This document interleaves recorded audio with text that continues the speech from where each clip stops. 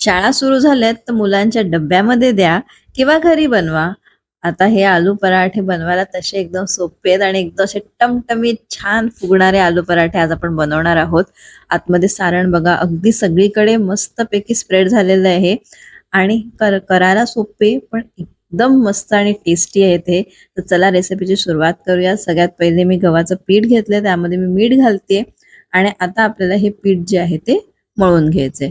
पीठ मळताना आपल्याला एक खूप इम्पॉर्टंट गोष्ट लक्षात घ्यायची आहे, ती म्हणजे पीठ आपलं जे आहे ते थोडंसं मऊ मळायचं. कारण जेव्हा आपण स्टफ्ड पराठे करतो तेव्हा आपलं जे स्टफिंग आहे आणि आपले जे वरचं कव्हरिंग म्हणजे आपलं जे कणिक आहे, ह्या दोन्ही गोष्टींची कन्सिस्टन्सी मॅच झाली पाहिजे. जर का आपण थोडं घट्ट कणिक भिजवली आणि आतलं सारण मऊ असेल तर ते व्यवस्थित लाटलं जाणार नाही.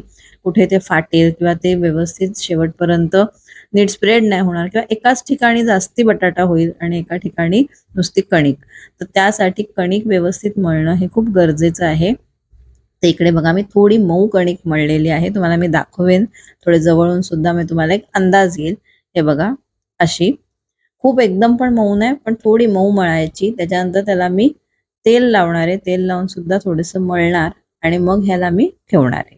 आता पराठे करताना मी तुम्हाला जसं सांगितलं की आता आपण स्टफ्ड पराठा करतोय, तर त्यासाठी आपण कणिक जी आहे थोडी मऊ मळलेली आहे आणि ती मळल्यानंतर आपण त्याला रेस्टिंगला जे ठेवणार आहोत ते जास्तीत जास्त 10 ते 15 मिनिटं ठेवायचं. त्याच्याहून जास्ती रेस्टिंग द्यायचं नाही, नाहीतर ती अजून सैल पडेल. आता चला स्टफिंग बनवूयात. म्हणजे स्टफिंग तेवढ्या वेळात बनेल की आपण लगेच परत पराठे करायला सुरुवात करूयात. मी इकडे बटाटे घेतलेत, ज्यांना छानपैकी सोलून घेतलं आणि किसून घेतली. किसून का घ्यायचं? कारण ह्याच्यामध्ये आपल्या बटाट्याचे मोठे मोठे तुकडे नकोय. आता मसाले घालूयात त्याच्यामध्ये. तर हळद पावडर घातलेली आहे मी, तिखट, तसंच धणा जिरा पावडर, गरम मसाला, त्याचबरोबर थोडी आमचूर पावडर घालायची आणि आपल्याला जेवढं लागेल तेवढं मीठ, चवीनुसार मीठ घालायचं ह्याच्यामध्ये. आणि आता ह्याच्यामध्ये घालायचं आहे थोडंसं आपण अजवाईन. म्हणजे हे एक वेगळं आहे ना, काहीतरी आपण जनरली घालत नाही. अजवाईन म्हणजे ओवा. ओव्याने एक वेगळीच टेस्ट येते आणि हे खूप छान लागते. तर तुम्ही सुद्धा ट्राय करून बघा. तुम्हाला जर का आवडले तर मला कमेंट्समध्ये नक्की लिहा की तुम्हाला माझे व्हिडिओ कसे वाटतात. माझ्या रेसिपीज नक्की ट्राय करा. आणि आता हे सगळं मिश्रण जे आहे ते मी छान मिक्स केलेलं आहे. तर चला आता आपण पराठे बनवूयात. तर त्यासाठी कणकेचा एक व्यवस्थित आकाराचा आपल्याला गोळा काढायचा आहे. कारण पराठे जे असतात ना थोडेसे आपल्याला जाडच बनवायचे असतात. ते फार पातळ बनवता कामा नाही आणि गोळा व्यवस्थित मोठा घ्यायचा. आता बघा इकडे मी सुकं पीठ घातलंय, त्याच्यावर मी ही कणिक थोडीशी आपण पुरी जशी लाटतो ना तशी थोडी लाटून घेणार आहे आणि मग त्याच्यामध्ये आपण बटाटा भरायचा आहे. तर हा बघा बटाट्याचा पण मी किती छान गोळा घेते, म्हणजे भरपूर मोठा मस्त गोळा घेतलेला आहे, जेणेकरून आपलं स्टफिंग जे आहे ते छान सगळीकडे पसरेल सुद्धा. आपल्याला चव सुद्धा व्यवस्थित लागेल. नाही तर काही वेळेला काय होतं की वरचं कणिक जास्ती होते आणि आतला बटाटा कमी होतो, तर बटाट्याची तेवढी चवच लागत नाही. पण असं होणार नाहीये, कारण की आपण भरपूर स्टफिंग घेतलेलं आहे आणि ते मस्तपैकी आपण ह्याच्यामध्ये छान भरणार आहोत. आणि वरती जर का काय वाटलं आपल्याला जास्ती कणिक आहे तर ती काढून टाकायची.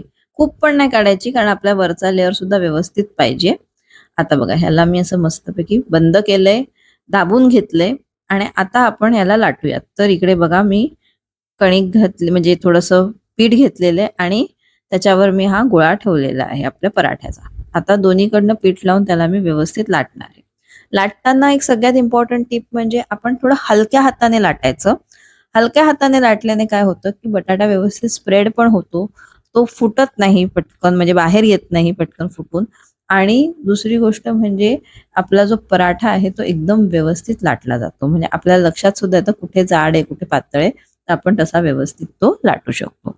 पराठा लाटून झाला की त्याला व्यवस्थित आपल्याला दोन्ही साईडनी शेकायचंय. तर त्याकरता बघा एका बाजूला मी शेकून घेतले. आता त्याला मी उलटते. उलटल्यानंतर ह्याच्यावर तूप घालायचं आणि शेकायचं.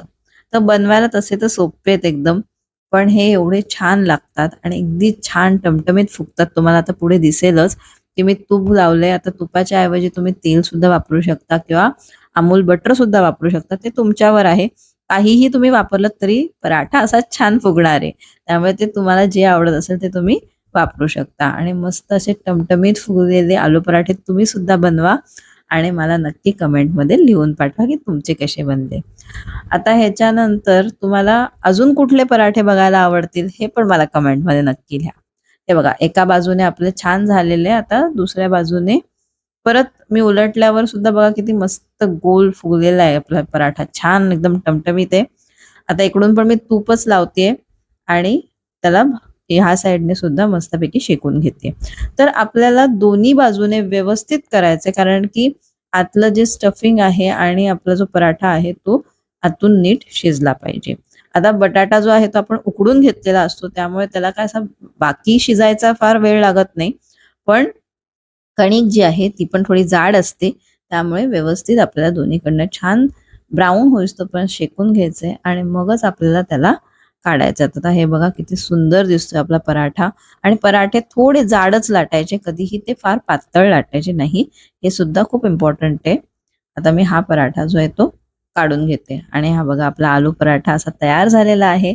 त्याला सर्व्ह करा तुम्ही दही किंवा लोणच्याबरोबर. आणि मला जर का तुम्हाला ही रेसिपी आवडली असेल तर ह्या रेसिपीला लाईक करा, मला लिहून सुद्धा पाठवा. आणि तसाच चॅनल जो आहे तो तुम्ही सबस्क्राईब करा, तुमच्या फ्रेंड्स आणि फॅमिली बरोबर हा शेअर करा आणि ह्या व्हिडिओला हाईप नक्की करा. भेटूयात नेक्स्ट व्हिडिओमध्ये.